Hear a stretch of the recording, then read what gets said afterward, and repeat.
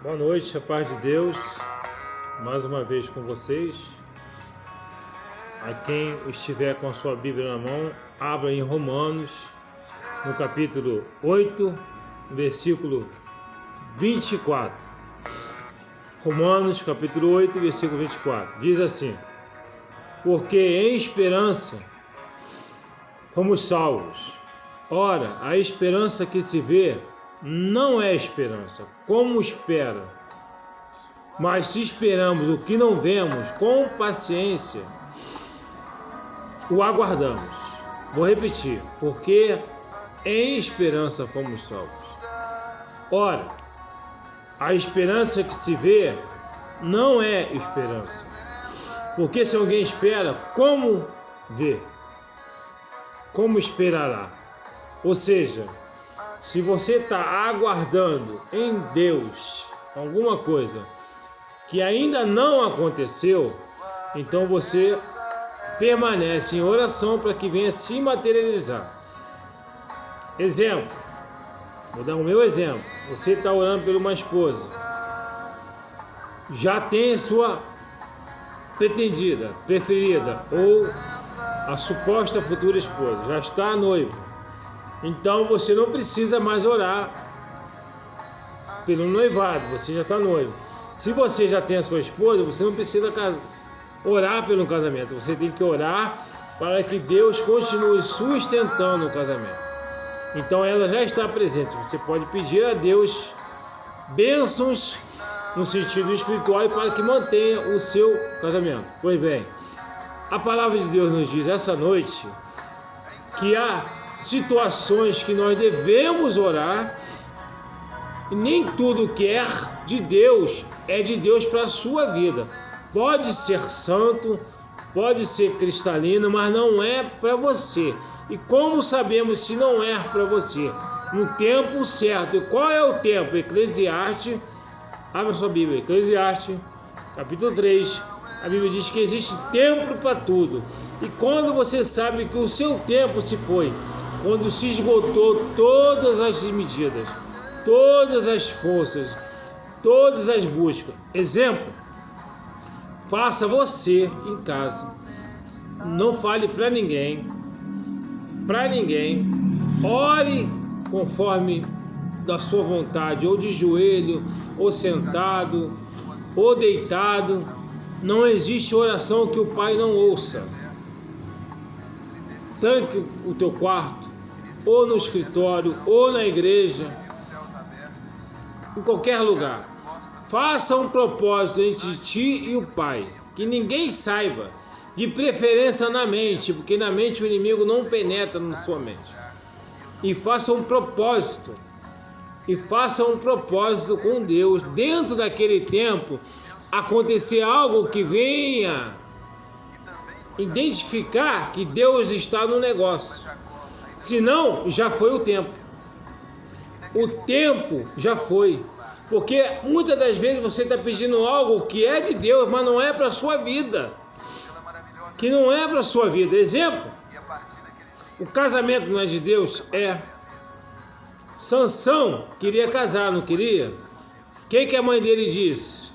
A mãe dele disse que aquela mulher daquele povo não era um povo hebreu, não era um povo para ele se unir. E você às vezes está orando por uma esposa ou por uma situação, um trabalho que não é para aquele ambiente, não é para você.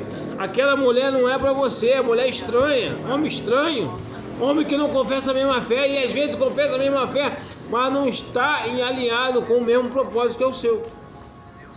Ele só quer casar, mas não quer pregar a palavra. Ele só quer casar, mas não quer ir a campo, não quer pegar no arado. Não. Ele quer casar e ficar confortável, ir para o culto e voltar para casa. É de Deus? É. Mas se você não tem esse propósito, vai orar em vão. Não perca tempo com coisas que não são para você. Nem tudo que é de Deus é para a sua vida. Nem tudo que é santo é para você. E nem tudo que você pensa que é o tempo determinado para você, não é o tempo de Deus. O tempo de Deus é outro tempo. Lá no Provérbios, no livro de Salomão, que o provérbio, filho de Davi, Salomão, ele deixou bem claro que os teus pensamentos não são os pensamentos do Pai. O pensamento de Deus é diferente do nosso. Nós somos carne. Quando Adão e Eva pecou, toda a imundícia entrou. Então, quando você acorda, tu já acorda pecando no pensamento. Então, nossos pensamentos não são de Deus. Ele estabeleceu a Bíblia para que seja uma bússola para a sua vida. Entenda tu. Nem sempre o que é de Deus para a sua vida. Pode ser para o vizinho, pode ser para o pastor, para quem for, mas não é para você. Então, se não tiver, tem que ter propósito. Quando é de Deus, tem que ter propósito. Você pede a Deus em secreto, porque se você pedir em voz, o inimigo vai ouvir. Ele vai trabalhar que envia alguém que pareça ser de Deus. Apocalipse capítulo 3. O que diz lá?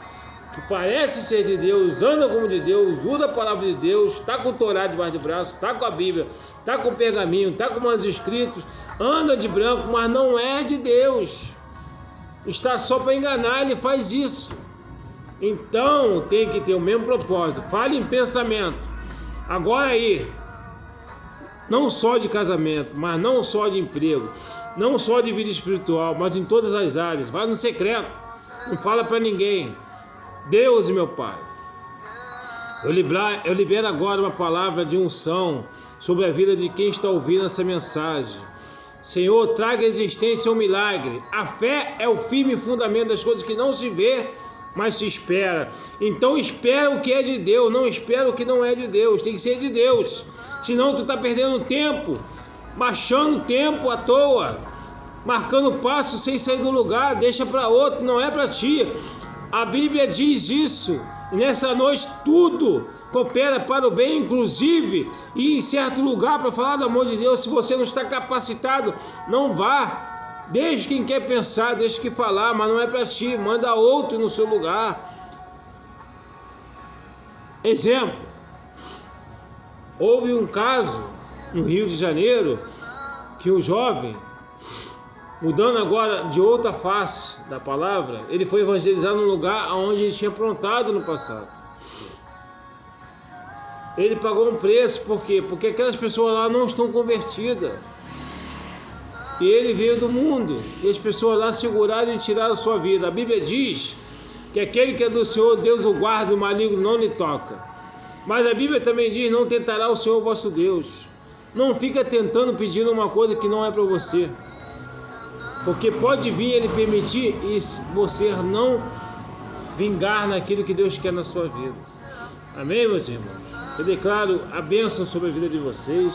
Eu peço que você tenha entendido o que eu tenho tentado passar. Amém? Que a graça do nosso Senhor e Salvador, o amor de Deus e a doce consolação do Espírito Santo seja na sua, na minha, na nossa vida. Assim seja. Amém. Graças a Deus.